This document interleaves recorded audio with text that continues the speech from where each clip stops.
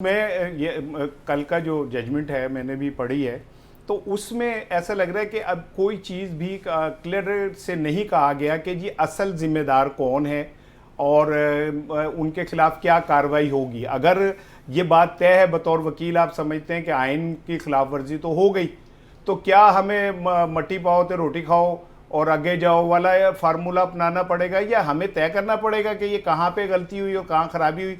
और ये जो पंजाब, केपीके और विफाक ने आइन की खिलाफ वर्जी कर दी है, अब इसकी कहीं से कोई गुंजाइश कोई लब जाएगी को कोई इधर उधर से करके इसे अकोमोडेट किया जा सके। देखिए सर, ये आपका बड़ा मुनासिब और पर्टिनेंट सवाल है। जहाँ तक पंजाब और केपी के इलेक्शन है, उस पर तो चूंकि जजमेंट हमारे साबका चीफ जस्टिस साहब ने दी थी और बेंच उनका था, तो उसके ऊपर हमारे मौजूदा चीफ जस्टिस क्या व्यू लेते हैं उसके ऊपर तो प्रोटेक्ट करना मुश्किल है।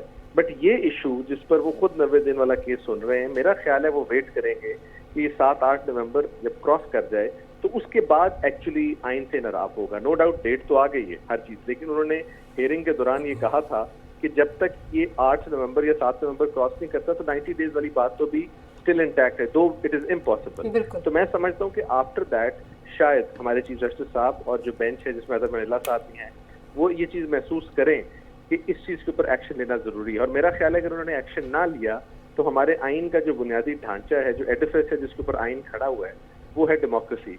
और वो मैं हमेशा बोलता होता हूँ, वो यही है कि अवाम ताकत का सरचश्मा है, अपने नुमाइंदगान के थ्रू पावर एक्सरसाइज करते हैं और हाकमियत अल्लाह ताला की जात है। इसके ऊपर दिबाचा है आइन का। तो अगर आपने उसको ये हिला दिया है और आपके मुल्क में कार्रवाई ना हुई किसी के खिलाफ जो भी रिस्पॉन्सिबल है, तो मेरा ख्याल है फिर बाद में आपको किसी चीज पर बोलने की या रोने की जरूरत नहीं होनी चाहिए। फिर पाकिस्तान के आइन के साथ खिलवाड़ होता रहेगा, और ये तो बहुत ब्लेटेंट खिलवाड़ था।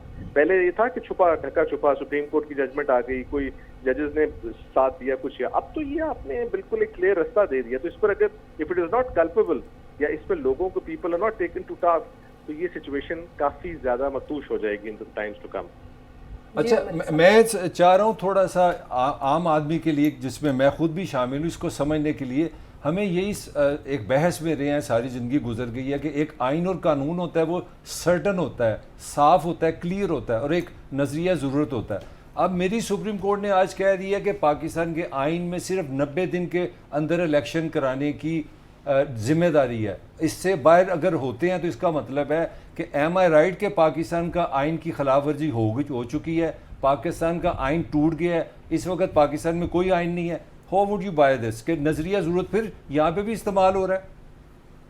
मैं आपकी जी बातों में से काफी बातें एक्सेप्ट पार्ट के आइन नहीं है पाकिस्तान में। नो डाउट पाकिस्तान में जो एग्जिस्टिंग आइन है उसके बेशतर जो आई वुड से उसके फैसेट्स हैं, दे हैव बीन वायलेटेड, और बिल्कुल आइन का एक बुनियादी जो हिस्सा है उसको वायलेट किया है, जो आइन का आप समझ लें जुज है, जिसको मैंने इलेक्शन की बात की थी।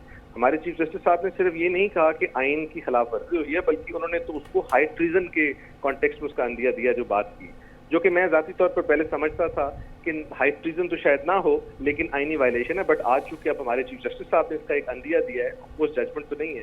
तो मेरे नजदीक बिल्कुल ये बड़ी क्लियर कट आईनी वायलेशन हैं, और अगर इनका मैं बिल्कुल एक आम आदमी के समझने के लिए कह देता हूँ कि आइन के अंदर कुछ प्रोविजंस ऐसी होती हैं जो कि सब्सटैंटिव प्रोविजंस होती हैं, जो कि जिनके नाफुजुल अमल हुए बगैर कोई काम आगे बढ़ नहीं सकता। उनमें सरे फहरिस्त ये इलेक्शन की है, 90 दिन की इलेक्शन की प्रोविजन है।